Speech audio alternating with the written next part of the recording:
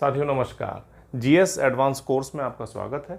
इस कोर्स की जितनी वीडियोस हैं मैंने बनाकर आपको जीएस एडवांस कोर्स जो प्लेलिस्ट है उसमें मैंने आप डाल दी है। आज हम बात करेंगे उर्दू साहित्य के बारे में, यानी कि दिल्ली सल्तनत में जो उर्दू साहित्य और शिक्षा का विकास कैसे हुआ उसके बारे में देखेंगे। उसके बाद आगे मंगोल आक्रमणों की भी स्टडी करनी है। तो उर्दू की उत्पत्ति इतना पूछा नहीं है। तुर्की भाषा का शब्द है उर्दू। ये उर्दू से बना है जिसका अर्थ है शाही शिविर या खेमा। मोस्ट इंपोर्टेंट लिपि इसकी फारसी, यानी कि जो अक्षर लिए हैं इसके बनाने वाले, जो बनावटें हैं वो फारसी से लिए हैं। तो ये ध्यान रखना है, उर्दू शब्द तुर्की भाषा का है जबकि लिपि इसकी फारसी है। मोस्ट इंपोर्टेंट है। अमीर खुसरो ने इसे हिंदवी या दहलवी कहा, बाद में इसको रेख्ता भी कहा गया। डबल टिक यानी कि मोस्ट इंपोर्टेंट, सिंगल टिक यानी कि जस्ट इंपोर्टेंट। उर्दू गद्य का जन्मदाता मोहम्मद गेसूदराज, ये चिश्ती सिलसिले यानी कि संप्रदाय से जुड़े थे।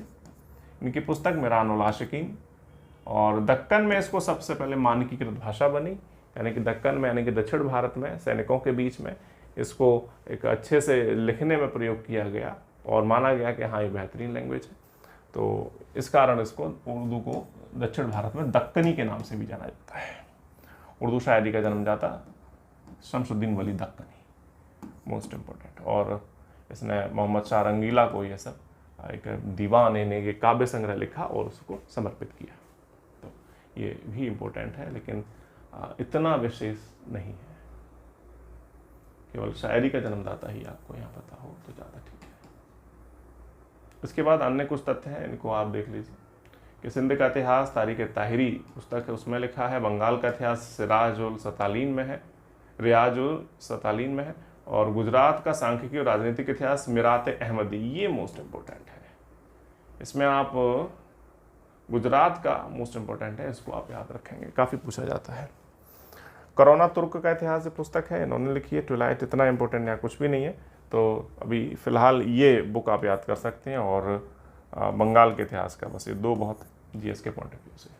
ऐसा तो यूजीसी नेट के लिए तो आपको और बेहतर पढ़ना होता है, लेकिन यहाँ से भी काफ़ी प्रश्न आपके फंस जाएंगे, कोई दिक्कत नहीं आएगी। इसके बाद आगे बात करते हैं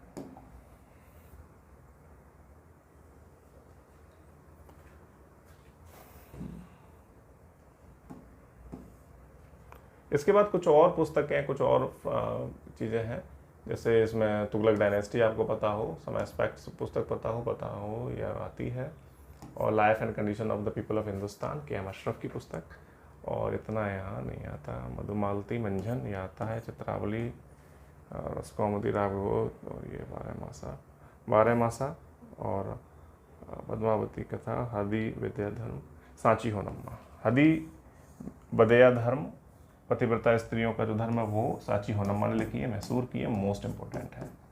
ठीक, तो ये आपको इतनी पता होनी चाहिए इस पूरे में। पुस्तकों के नाम है, बस आपको थोड़ा सा याद करना है। ठीक,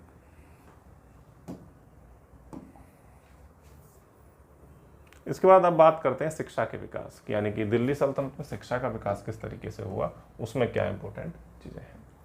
तो शिक्षा व्यवस्था कठोर थी, समय के साथ अपरिवर्तन, धर्म आधारित थी। समय के साथ इसमें कोई चेंज नहीं हुआ और बड़ी जड़ व्यवस्था थी, धर्म आधारित थी, यानी कि धार्मिक, यानी कि जो इस्लाम में जो दिया गया है उसको पढ़ाने पर जोर दिया जाता था। यह शिक्षा शेखुल इस्लाम सदर के अधीन होती थी। ये जो है शेखुल इस्लाम एक प्रकार के धर्माधिकारी होते थे, और सदर यानी कि जो धार्मिक विभाग है उनके अधीन एक व्यक्ति होता था, तो वो इन चीज़ों को देखता था। प्राथमिक शिक्षा के लिए मकतब, मोस्ट इम्पोर्टेंट, यानी कि जो प्राइमरी जो एलिमेंट्री एजुकेशन है उसके लिए मकतब बने होते थे, यानी कि ये तो मस्जिदों से ही लगे होते थे, मस्जिदों दरगाहों वहीं पर ही, मतलब एक अनौपचारिक रूप से एक शिक्षा बच्चों को दी जाती थी। और उच्च शिक्षा के लिए मदरसा होते थे, मोस्ट इम्पोर्टेंट।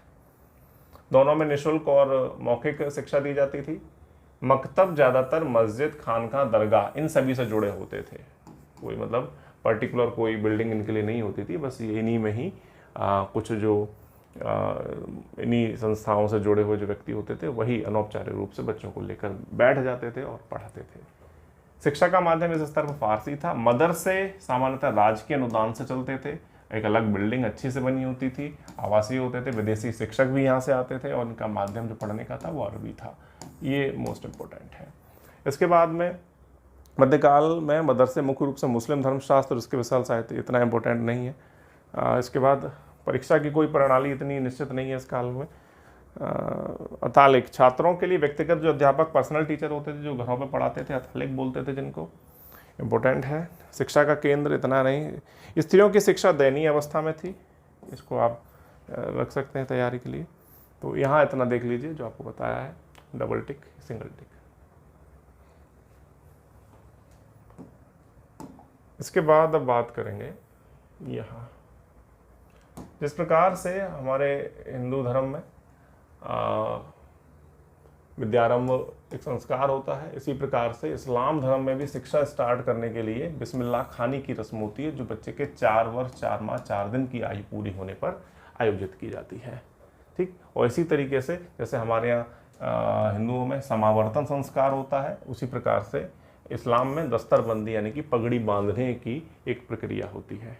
तो जैसे माना जाता है कि पगड़ी एक जो ब्लैक कलर की होती है उसको जब किसी छात्र के सिर पर रख देते हैं, इसका मतलब है उसकी जो निश्चित जो शिक्षा है वो पूरी हो चुकी है। तो बिस्मिल्लाह खानी और दस्तरबंदी ये मोस्ट इम्पोर्टेंट है, यानी कि पढ़ाई शुरू करना और ये पढ़ाई ख़त्म करना, दस्तरबंदी। महमूद गजनबी ने गजनी में मदरसा स्थापित किया, वो पढ़ने लिखने के कार्यों को काफ़ी बढ़ावा देता था। और गजनी में मदरसा इम्पोर्टेंट तो नहीं है, जिसका प्राचार्य अंसुरी को बनाया। उसके बाद उसके पुत्र ने भी, ये इतना इम्पोर्टेंट नहीं, गौरी ने इल्तुतमिश ने मोहम्मद गौरी के नाम पर दिल्ली सल्तनत में पहली बार मदरसा मुइज्जी म्यूजिया, इम्पोर्टेंट है, मुइज्जी यानी कि मुइजुद्दीन मोहम्मद गौरी, तो गौरी के नाम पर ही बनाया गया है, इसलिए इसको मुइज्जी म्यूजिया कहा गया है। और पुत्र नासरुद्दीन महमूद के नाम पर मदरसा नासरी बनाया, ये मोस्ट इम्पोर्टेंट है दोनों, किसने बनवाए। और प्राचार्य रजिया बलवन ने इसका किसको नियुक्त किया, मिन्हास-उस-सिराज को, जो बहुत बड़ा इतिहासकार, लेखक, दरबारी कवि था। दिल्ली सल्तनत का सबसे ज़्यादा विद्वान, ट्रिपल मोस्ट इम्पोर्टेंट, डबल ही नहीं ट्रिपल, यानी कि सबसे ज़्यादा पागल भी इसको कहा गया है, लेकिन विद्वान भी यही है, फारसी का विद्वान था। फिरोज तुगलक का काल शिक्षा जो दिल्ली सल्तनत में थी उसका चरम काल कहा गया, यानी कि इसके काल में क्या चरम क्यों कहा गया, क्योंकि इसके काल में व्यावसायिक शिक्षा भी दी जाने लगी, क्योंकि इसके काल में कारखाने बहुत ज़्यादा खोल दिए गए थे, 36 कारखाने थे, जैसे कि मैं आपको पिछली वीडियोस में बता चुका हूँ, उद्योग धंधे वाली वीडियो आप इसकी देख सकते हैं दिल्ली सल्तनत की। उस वजह से व्यावसायिक शिक्षा भी उसको देनी पड़ गई, यानी कि एक तरह से ITI वाली स्थिति, एक व्यवस्था, तो वो भी यहाँ देखने को मिलती है व्यावसायिक शिक्षा के तौर पे। दिल्ली सल्तनत पहली बार अनुवाद विभाग की स्थापना फिरोज तुगलक के काल में की गई, मोस्ट इम्पोर्टेंट है सारे। और हौज खास के पास इतना तो नहीं आता ये, ठीक। और सिकंदर लोदी के काल में पहली बार हिंदुओं ने भी फारसी का अध्ययन करने के लिए रुचि दिखाई, और इसमें कायस्थ जाति सबसे आगे थी, तो ये मोस्ट इम्पोर्टेंट है, ये आप तैयार कर लीजिए। तो जो डबल टिक है जहाँ मैंने आपको बताया है उस हिसाब से आप तैयार कर लीजिए।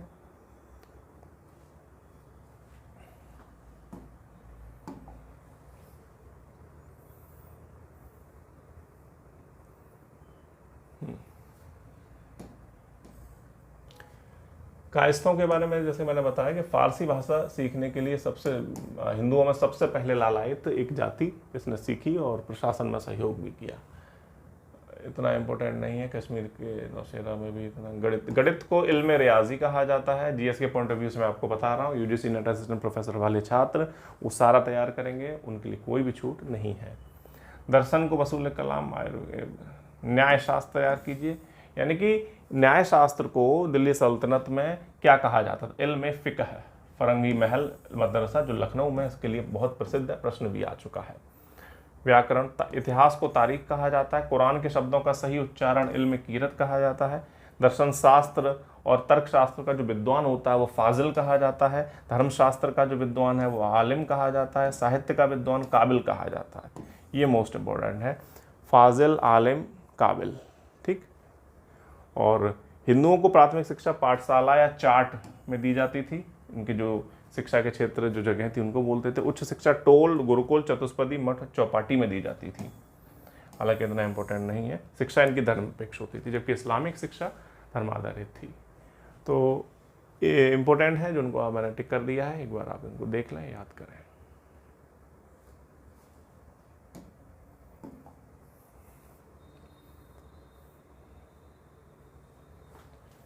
इसके बाद और जो इम्पोर्टेंट है इसमें, मुगल कालीन जो यात्री है बर्नियर, उसने बनारस के विश्वविद्यालयों की तुलना यूनान के विश्वविद्यालयों से की है और बनारस को भारत का एथेंस बताया है। ये इम्पोर्टेंट है।